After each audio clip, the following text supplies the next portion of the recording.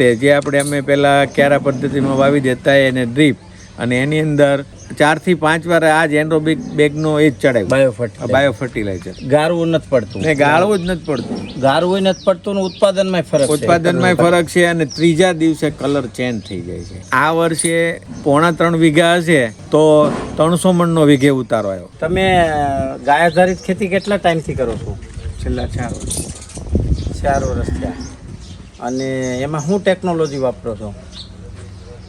ગાય આધારિત ખેતી કરવા માટે ટેકનોલોજીમાં તો નવી નહીં, પણ જીવામૃત પહેલાં જીવામૃત ચાલુ કર્યું હતું કે 200 લીટરનું ડ્રેમ લેતા, ગાયનું છાણ, ગૌમૂત્ર, ચણાનો લોટ ને ગોળ અને વડલા નીચેની માટી, આટલું વિડીયો બધાના જોયા હતા, એવું કરીને ચાલુ કર્યું. પછી હવે એમાં સરળ કઈ પદ્ધતિ લાગી તમને? એમાં પછી છે ને એવું થતું હતું, બધું ગાળવાનું, ડ્રીપમાં ચડાવવાનું, ન થાય તો માણસો બ્લોકેજ. પછી જ્યારે તમારી સંસ્થા તરફથી એનરોબિક બેગનો વિડીયો જોયો એટલે એ સારું લાગ્યું, એટલે એ બેગ મગાવી આપણે અને છેલ્લા 9 મહિના થયા છે. કેવી રીતે વાપરો, કેવું લાગે છે હવે? એ તો બેગ વાપરી સરસ રીતે અને મજા એવી આવી કે મારો બાબો છે ને, એમાં ભાઈનો બાબો, એને આખી જોઈન્ટને ફિટિંગ કર્યું, જે તમારું પેમ્પલેટ આવ્યું એના આધારે. પછી 40 થી 50 દિવસે એમાં ખાતર થઈ જાય એટલે તમારા કહેવા પ્રમાણે એમાંથી ખાતર કાઢીએ, જેટલું કાઢીએ 100 લીટર કાઢીએ તો 100 લીટર અંદર એડ કરી દઈએ. પછી બીજો જે મેઇન પ્રોબ્લેમ જે હતો ને અમારો કિચન વેસ્ટનો, એ વાડીએ લેબર બધા ગમે ત્યાં ફેંકી દેતા હતા, એટલે એ બધું ટીપણામાં વહી જાય, સદુપયોગ થવા માંડ્યો. ગંદકી બંધ થઈ પહેલા, અને ગાળવાની પિંજણમાંથી મુક્તિ મળે. અને પછી છોડ ઉપર ગયું તો એના જે રિઝલ્ટ પહેલા હતા એના જ જેવા સેમ, એથી બેટર કહી શકાય, સારા. બહુ સરસ, વેરી ગુડ. તો તમે હું એનોરોબિક બેગ વિશે હું કહો લોકોને, વધારે વાપરવી જોઈએ ન વાપરવી જોઈએ? હા, લોકોને એનોરોબિક બેગ વિશે વધારે વાપરવી જોઈએ. ડ્રીપ નો હોય તો છૂટા પાણીમાં આપી શકાય તો આપો, અને બીજું ન વસાવી શકો તો અમારી જેવા હોય ને એમની પાસેથી લઈ જઈને તમે એકવાર વાપરો. બહુ સરસ, વેરી ગુડ. મિત્રો, આ ભાઈની મારી તો પહેલી મુલાકાત છે, પણ એમનો અનુભવ ખૂબ સારો રહ્યો છે, કારણ કે આજના સમયમાં બધાય પાસે સમય ઓછો છે, અને જેમ તમે ટેકનોલોજી દરેક ક્ષેત્રમાં, ગોપાલનમાં, ખેતીમાં વધારેમાં વધારે સસ્તી અને સરળ ટેકનોલોજી જેમ તમે વાપરતા થાવ એમ તમારો સમય બચે, ધન બચે અને પરિણામ સારા મળે ઓછા સમયમાં. એના માટેનો આ ભાઈનો એક પ્રયત્ન હતો જે ખૂબ સરસ રહ્યો છે. અને બધા ખેડૂતોએ પોતપોતાની બુદ્ધિ પ્રમાણે અલગ અલગ ઇન્સ્ટ્રુમેન્ટ અને અલગ અલગ અખતરાઓ કરી અને સફળતા મેળવવી જોઈએ. વર્ષે અમે બનાવતા તો એમાં એવું હતું કે 250-200 મણ આજુબાજુ માણ થતી, પણ આ વર્ષે 3.5 વીઘા હશે તો 300 મણનો વીઘે ઉતારો આવ્યો. બહુ સરસ. અને સાઈઝ પ્રોસેસ કરી હતી?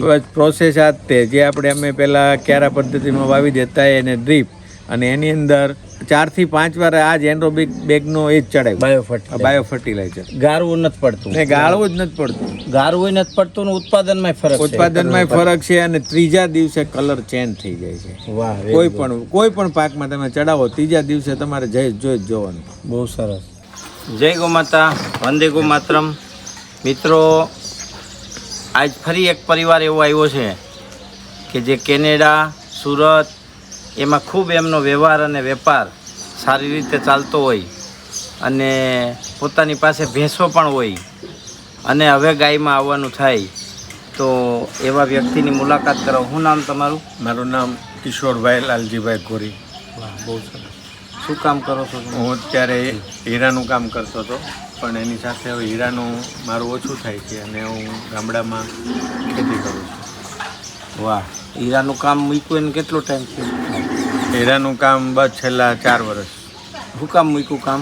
હીરાનું શરીરની થોડીક નબળાઈ અને હવે એમ થયું કે છોકરો બહાર છે કેનેડા, તો હવે મારે જરાક હવે ગામડામાં જઈને મારે ખેતીવાડી સંભાળવી છે. કેટલી અત્યારે ખેતી તમારી? મારી 12 વીઘા જમીન છે. બીજું પોતાની માલઢોરમાં ભેંસો છે મારી પાસે 10-12 અને 2 થી 3 ગાયો છે. બહુ સરસ.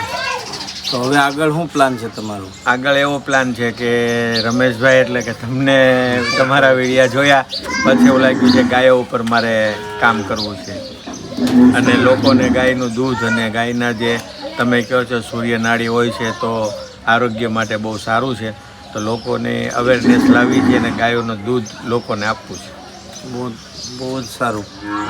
મિત્રો, આપણે ગમે તેટલા આગળ જાય, તમે એક વાત તો બીમારીની ભૂલી ગયા તો. હા, મને 2010માં કેન્સર થયું હતું, NHL નોન હોનકિન્સ લિમ્ફોમા, કે શરીરમાં અહીંયા ગાંઠો થઈ જાય એને કંઠમાળ કહેવામાં આવે.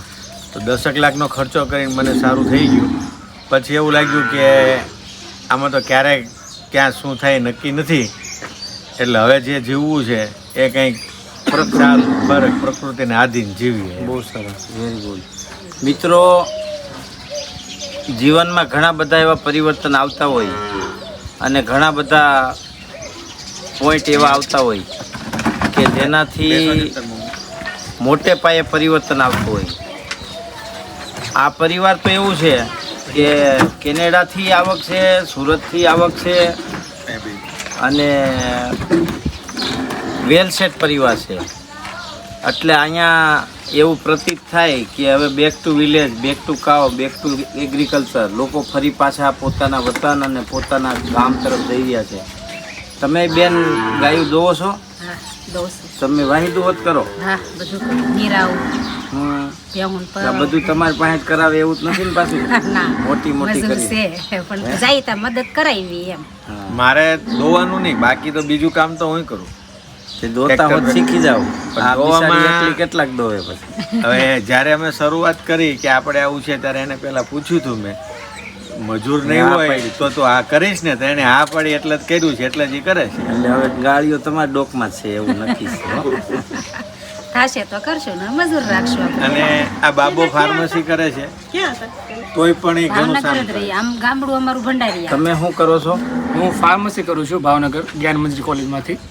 અને બસ હવે બાપુજીને બધા કહે છે બહાર જવા કરતાં અહીંયા તું રહેતો આપણે સંભાળ ને બધું આગળ વધારે. એ કહે છે એટલે કરો છો? તમને શોખ? મને શોખ છે, મને શોખ છે. હું દર રવિવારે ભંડારી અમારા ગામે જાઉં છું અને ત્યાંય તો હું મદદ કરું છું, દોઉં છું.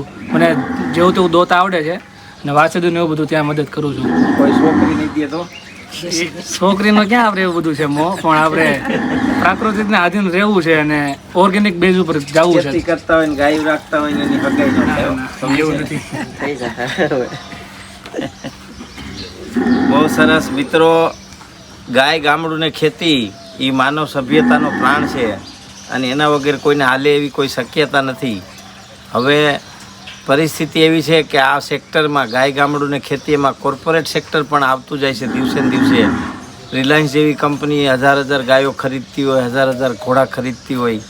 તો આપણે કાંઈ સમજીએ કે વિશ્વમાં આની ડિમાન્ડ છે. એટલે આપણે પણ આપણી જે સનાતન સંસ્કૃતિ, આપણું પરંપરાગત જ્ઞાન, ખેતી, ગાય અને ગામડું, આમાં ક્યારેક વિચારીએ તો ખૂબ મોટું વિજ્ઞાન સમાયેલું છે અને વિજ્ઞાનના આધારે જ સમાજની વ્યવસ્થા છે.